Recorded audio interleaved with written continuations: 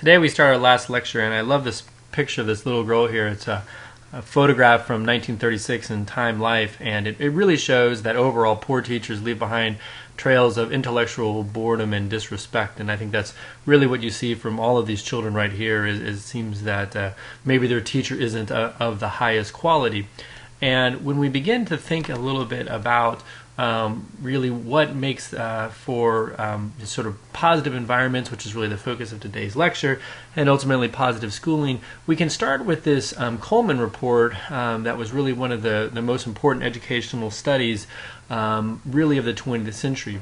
And here's a good quote that really explains, I think, what some of the beliefs about education are, and how some of the things that we might think really makes for good schooling or positive schooling might not necessarily be true. So as Coleman explained, differences in school facilities and curricula, which are made to improve schools, are so little related to differences in achievement levels of students that, with few exception, their efforts or the effects of different classes or curricula fail to appear in a survey of this magnitude. And when we talk about a survey of this magnitude, we're talking about a survey that had 600,000 students and teachers across the country. And what they really found was that school achievement really wasn't related that much to the quality of the school, in that what really best predicted academic achievement was the social composition of the school, students' sense of control in his or her environment, the verbal skills of the teacher, and the student's family background. And so one of the things we're really going to focus on today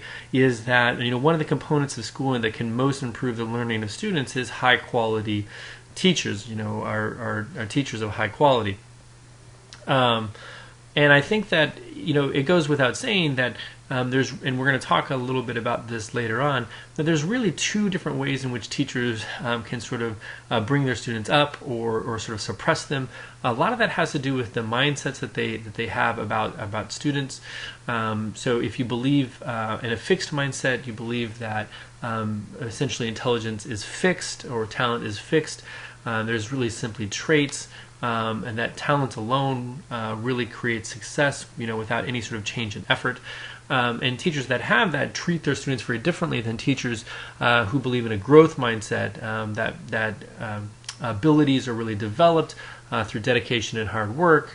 Dedication and hard work creates a level of learning and a resiliency, and that virtually all great people have these sorts of accomplishments and these sorts of qualities. And so PAD teachers really reinforce the idea that school is boring and that it's pointless because really talent is really what determines success.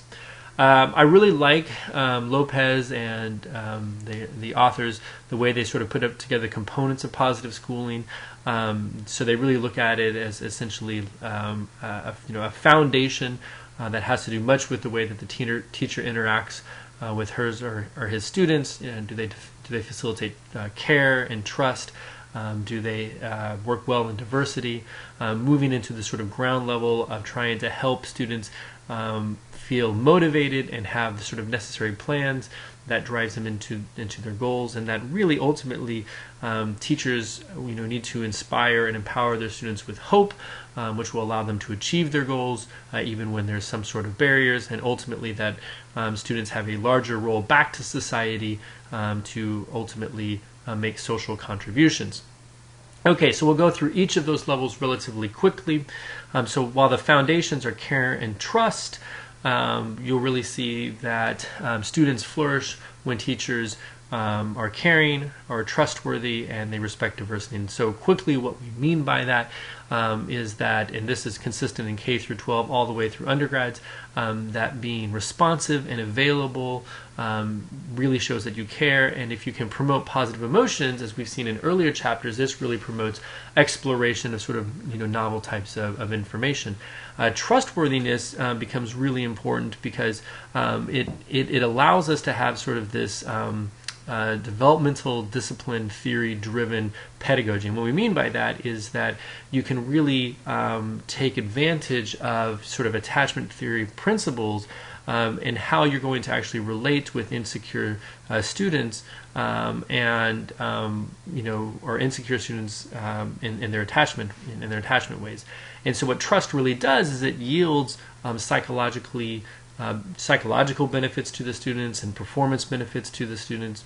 And then when we talk about diversity, what we really want to do is sort of sort of highlight what is common about us without making there be no respect for cultural differences. Sort of talk about how differences tend to be normal. And I think really the best way to look at this is the Jigsaw classroom.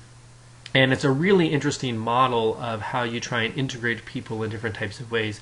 And so the two major outcomes that the Jigsaw classroom approach sort of yields is a sort of learning and planning for group goals and this sort of motivation to work together. And so what you see is this sort of cooperative learning technique really reduces racial conflict among even young school children, obviously promotes better learning, improves student motivation.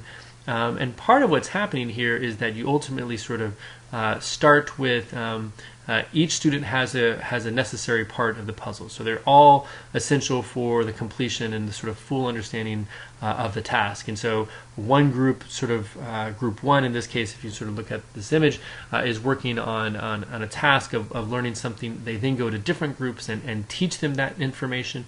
But then they are told all the information from groups 2, 3, and 4, and then they come back to their group and teach what they've learned from the other groups. And so in this case, everyone is sort of relying on all individuals, and so what you see is that we don't have instances of sort of grade predators here, where which is people trying to sort of undercut their peers by not teaching them information, and grade predatory activity really occurs a lot when you sort of adhering to sort of strict grading curves. And the Jigsaw classroom really facilitates, learning because the grades are determined by group cooperation, and so what we see is that this type of system is really the responsibility of the teacher to sort of institute this type of atmosphere in her or his classroom. And so other important behaviors, obviously avoiding criticism of students. In some ways it sounds obvious, but you'd be really surprised how often, particularly those who are not gainfully employed and are it's somewhat easy to become cynical of students in some ways. It sort of undermines the trust that's so critical for learning. A major part of caring for students involves listening to their views and trying to sort of understand the positions that they have. Obviously, sort of encouraging sort of an inclusive view, and spending time with students helps sort of promote and allows you to sort of attend to this sort of cultural context. And so, if you can foster a positive atmosphere in the classroom using these types of behaviors, you're really going to help students ultimately flourish. So while the first and second floors are somewhat interconnected, these being the plans and the motivations and the goals that the students actually have, when we really look at the plans and the motivations, they're necessary, and of course those plans and motivations should be driven by goals so that students can succeed academically. And so what you could really say is that anything that an instructor can do to increase students' accountability will ultimately increase their motivation. And so when we think about this sort of the things that teachers can do to increase sort of the plans and the motivations of students, there's all kinds of really interesting sorts of types of activities. So if you really want to maximize the learning sort of course material, you want to use classroom demonstrations and use home explorations, trying to actually be sensitive to your students' needs and reactions, and if they're old enough, actually starting the semester with a survey to sort of see what their sort of needs and reactions actually are. And so if you really are doing things like home explorations to apply the course material sort of in different contexts, then what you're really doing is sort of making the course relevant. Or if you're using humor in the class to sort of raise the energy level of students, you're raising student motivation. And so what we really see is all of these different types of activities that professor or teacher can do will improve the classroom environment.